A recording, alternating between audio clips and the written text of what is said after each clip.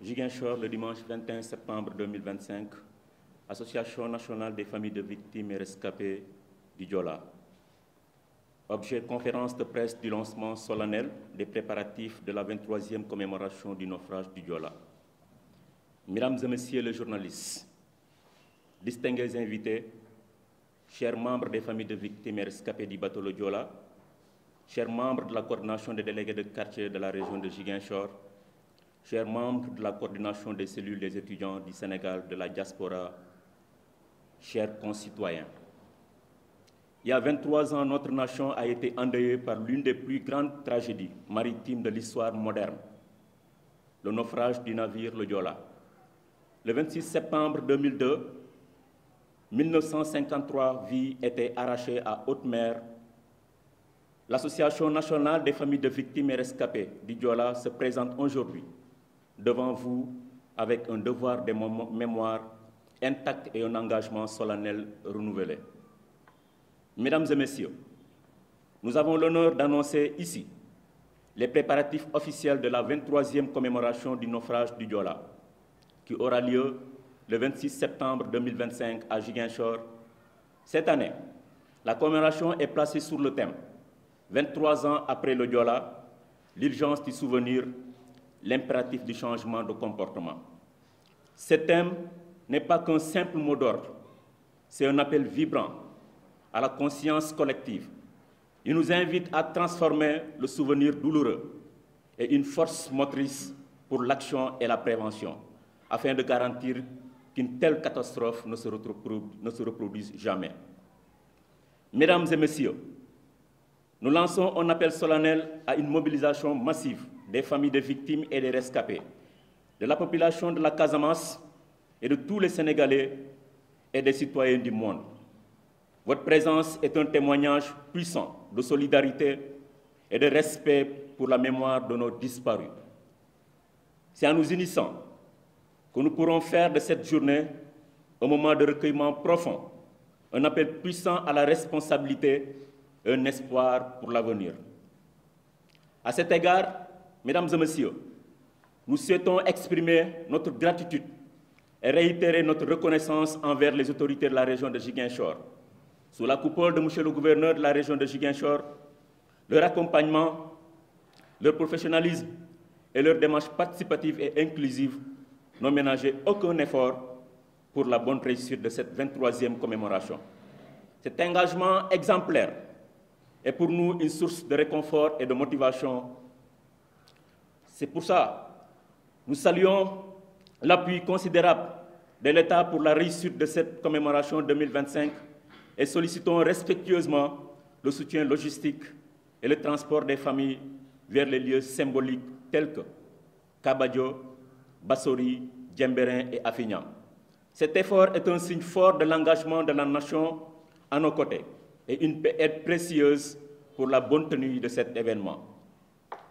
Mesdames et messieurs, l'Association nationale des familles de victimes et rescapés du bateau le Diola profite de ce point de presse pour s'adresser avec le plus grand respect à son Excellence, Monsieur le Président de la République, Bassirou Diomaye Diakhar Faye, et à l'ensemble de son gouvernement dirigé par M.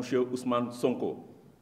Nous sommes convaincus que sous cette nouvelle direction, une attention particulière sera accordée à la situation des familles qui, après 23 ans, sont toujours confrontées à un désarroi profond, des conséquences psychosociales et une précarité souvent atroce qui nécessite une prise en charge holistique et digne. Mesdames et messieurs, nous mettons sur la table de l'État 5 points d'attention cruciaux, avec l'espoir que nos préoccupations trouveront un écho favorable et constructif. La vérité et la justice sur le Diola. Mesdames et messieurs, 23 ans après le Diola, le dossier reste une blessure ouverte. Nous lançons un appel solennel pour que la lumière soit faite, que la vérité éclate et que la justice soit rendue. Ce n'est pas qu'une quête de vengeance, mais un besoin fondamental de clarté pour que les familles puissent enfin trouver la paix et que la mémoire de nos disparus soit honorée. Le renflouement de l'épave Le navire du Joola repose toujours dans les profondeurs de l'océan, tel un mémorial englouti. Nous demandons avec ferveur son renflouement afin de récupérer les ossements et les reliques. Ces vertiges sacrés sont essentiels pour le mémorial musée car ils permettront un deuil symbolique et le repos éternel de nos chers disparus. Mesdames et messieurs, le mémorial musée, ce lieu de mémoire et de recueillement conçu pour honorer nos disparus, tarde à être effectivement opérationnel. Nous sollicitons avec respect la mise en service de cet édifice dans les plus brefs délais. Par ailleurs, nous souhaitons ardemment qu'il soit doté du statut d'édifice public à caractère administratif et que sa gestion soit participative et inclusive. La pleine implication des familles, des rescapés et des pupilles de la nation est à nos yeux un impératif moral.